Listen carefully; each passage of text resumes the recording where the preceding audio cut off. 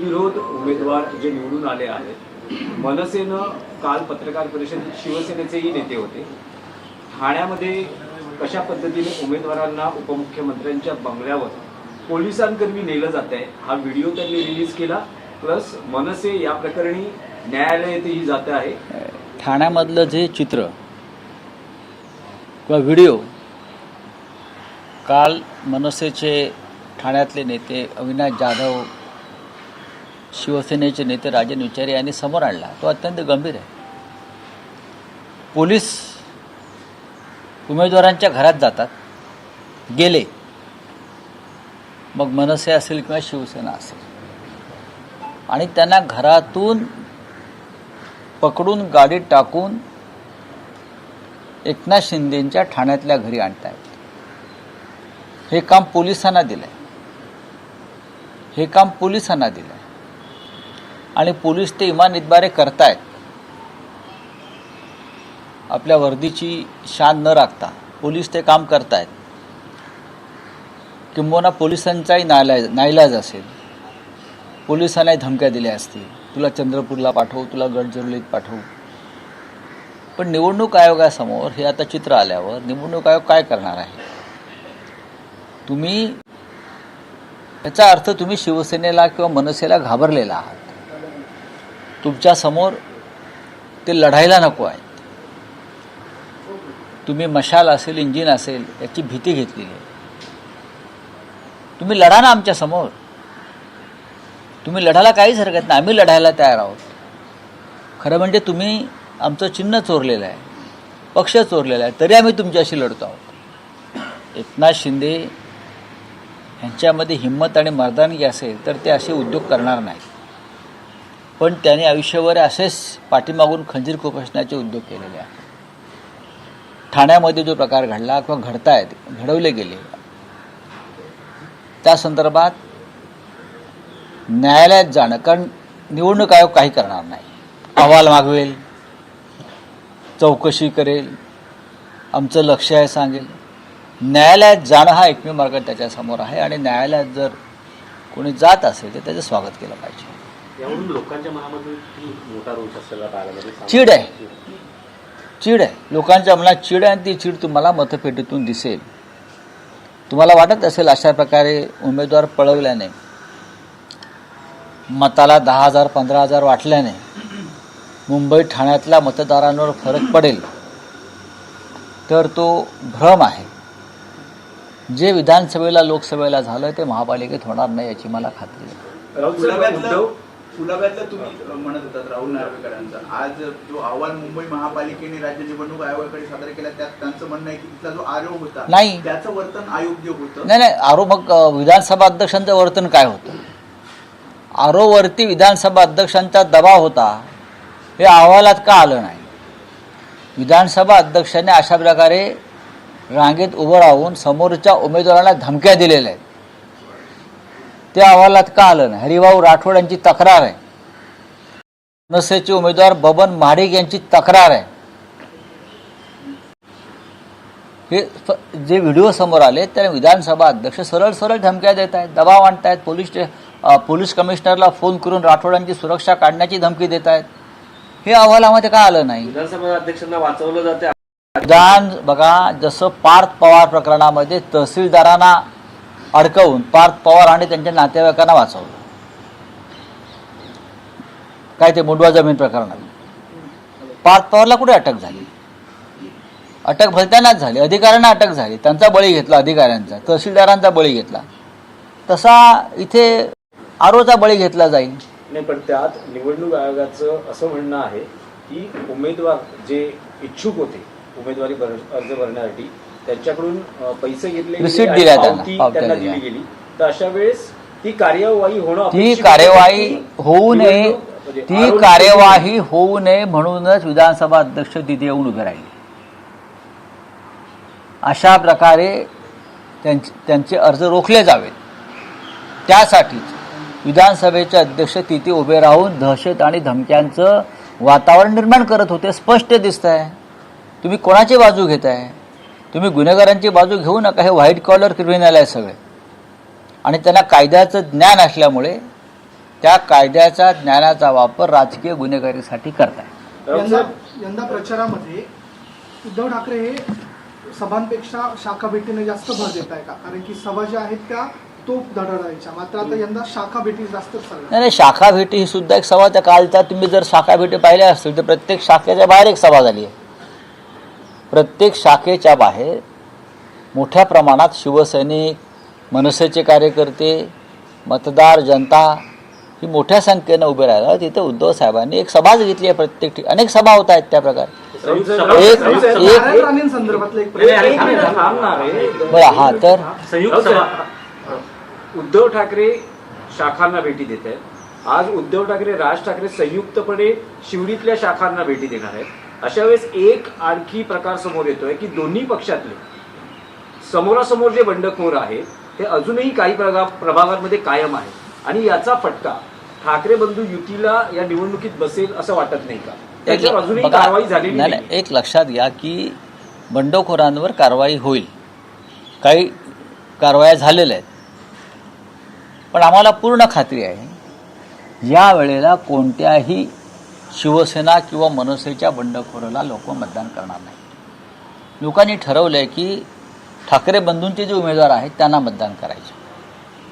मतदार गद्दारी करणार नाही. जरी काही बंडखोरांनी स्वतःला बंडखोर समजून घेतलं असलं तरी ते गद्दार. निष्ठा वगैरे बघा, अनेकदा राजकारणामध्ये किंवा निवडणुकीच्या राजकारणामध्ये अशा घडामोडी घडतात की एकापेक्षा जास्त उमेदवार असले आणि ते त्याच तर उमेदवार एकालाच मिळते. याचा अर्थ ते 3 उमेदवार उरलेले 4 उमेदवार हे कमी क्षमतेचे आहेत असं होत नाही, पण उमेदवार एकाला मिळते.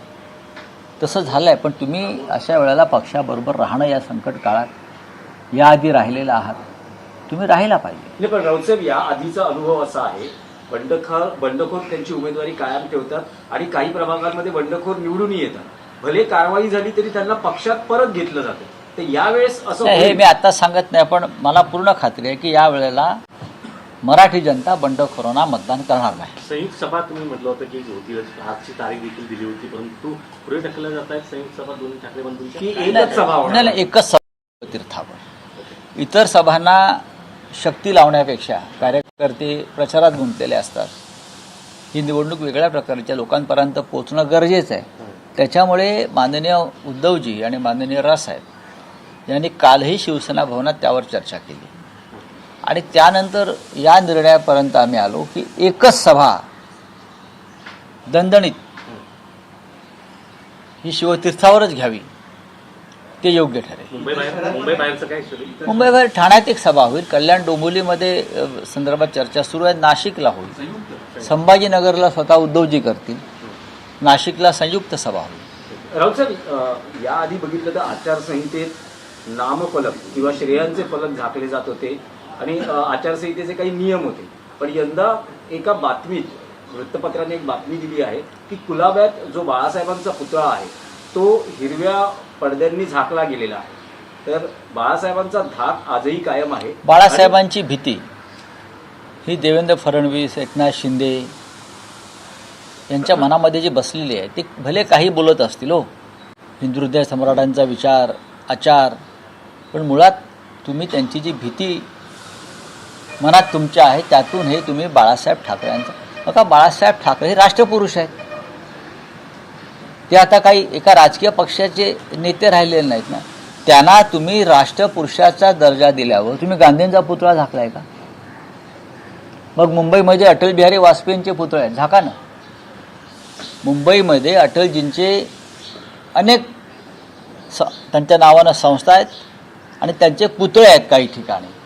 मग तुम्ही त्यांचे पुतळे का नाही झाकलेत अटलजींचे आणि फक्त बाळासाहेब ठाकरेंचाच पुतळा का कव्हर केला किंवा झाकला? याचं उत्तर कोण देणार?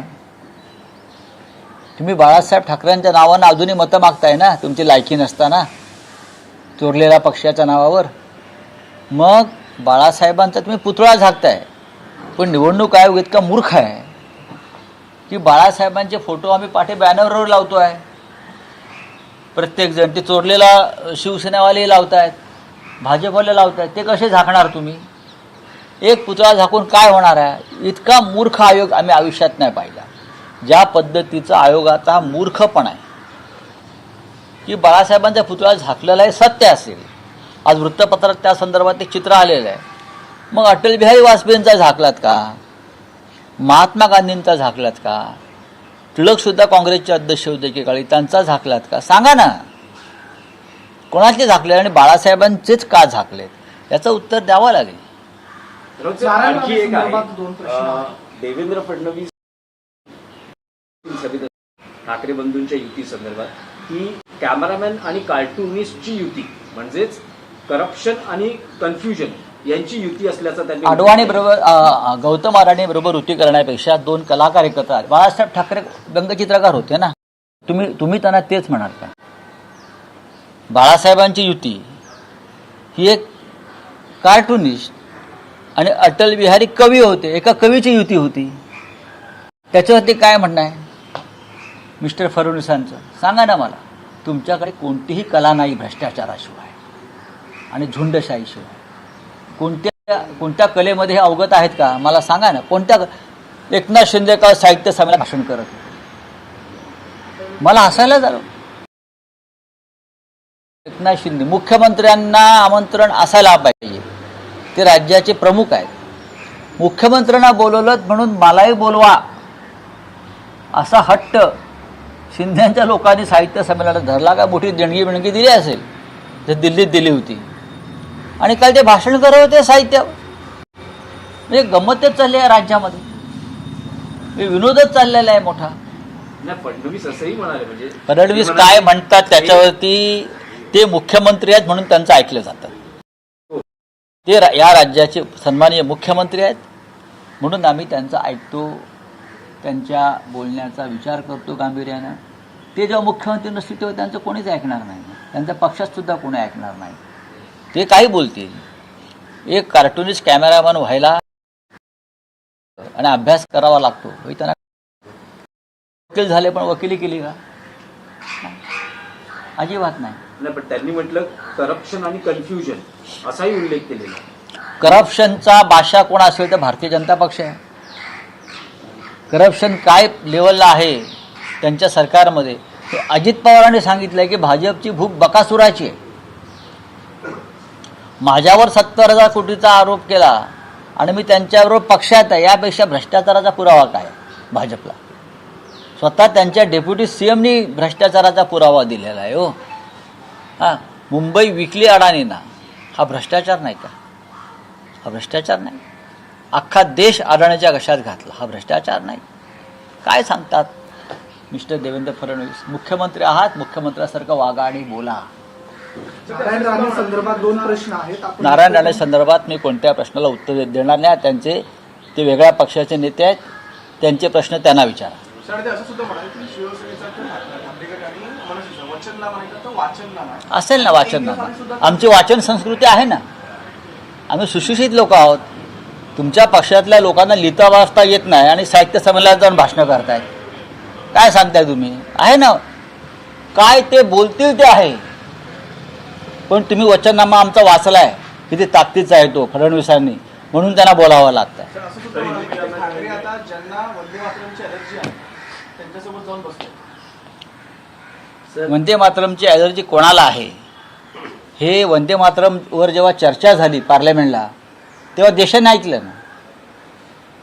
राष्ट्रीय स्वयंसेवक संघानं कधी स्वातंत्र्याच्या लढ्यात भाग घेतला नाही, कधी वंदे मातरम म्हटलं नाही, कधी आपल्या कार्यालयावर तिरंगा फडकवला नाही.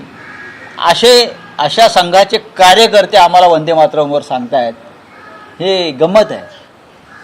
50 वर्ष देशाच्या स्वातंत्र्यानंतर ज्या राष्ट्रीय स्वयंसेवक संघानं आपल्या कार्यालयावर राष्ट्रध्वज तिरंगा फडकवला नाही, ज्या राष्ट्रीय स्वयंसंघाचा एकही कार्यकर्ता देशाच्या स्वातंत्र्य लढ्यामध्ये कधी उतरला नाही, साधी कधी काठी लाठी खाल्ली नाही, कधी शहीद झाले नाहीत, आमच्या महाराष्ट्राच्या लढ्यामध्ये संयुक्त महाराष्ट्र लढ्यामध्ये हे कधी नव्हते, आणि हे आम्हाला वंदे मातरमवर आता आम्हाला प्रवचनं देत आहेत, ज्ञान देत आहेत. सर, भाजपची सत्ता असलेल्या इंदूरमध्ये 15 लोकांचा मृत्यू झाला.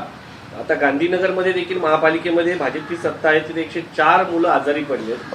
ही अवस्था आहे शुद्ध भाजपच्या. पाणी नाही या राज्यामध्ये, पोटभर अन्न नाही मोदींच्या राज्यामध्ये, स्वच्छ पाणी नाही, हवा नाही, काही नाही, आणि तरी म्हणतात सगळं काही एकदम छान आहे, मस्त आहे. चला, थँक्यू. काल का मुंबई अध्यक्ष भाजपचे सर, इनमें कहना चाहेंगे जो है उद्धव ठाकरे के उनके ऊपर जो है टिप्पणी की गई है, कार्टूनिस्ट और कैमरामैन की युति कहा जा रहा है. देखिए, कार्टूनिस्ट और कैमरामैन की युति, ये अगर देवेंद्र को बहुत दर्द देता है तो ये कला का अपमान है, संस्कृति का अपमान है. एक कार्टूनिस्ट जो राज ठाकरे जी है, एक कार्टूनिस्ट होना आसान बात नहीं. बाला साहब ठाकरे भी कार्टूनिस्ट रहे, आर.के. लक्ष्मण रहे, हाँ, बहुत बड़े बड़े कार्टूनिस्ट इस देश में और विश्व में हुए हैं. और उद्धव ठाकरे जी जो कैमरामैन है, कैमरामैन होने के लिए बहुत पढ़ाई लिखाई करनी पड़ती है, जो आपके पास वो क्षमता नहीं है. अगर बात कार्टूनिस्ट की और कैमरामैन, तो खुद हिंदू हृदय सम्राट बाला साहब ठाकरे विश्व के जाने माने कार्टूनिस्ट थे, और अटल बिहारी वाजपेयी कवि थे. तो उस जमाने में एक कार्टूनिस्ट और कवि की युति हो गई थी, तो उसके ऊपर भी आपको दर्द है क्या? छोड़ दीजिए.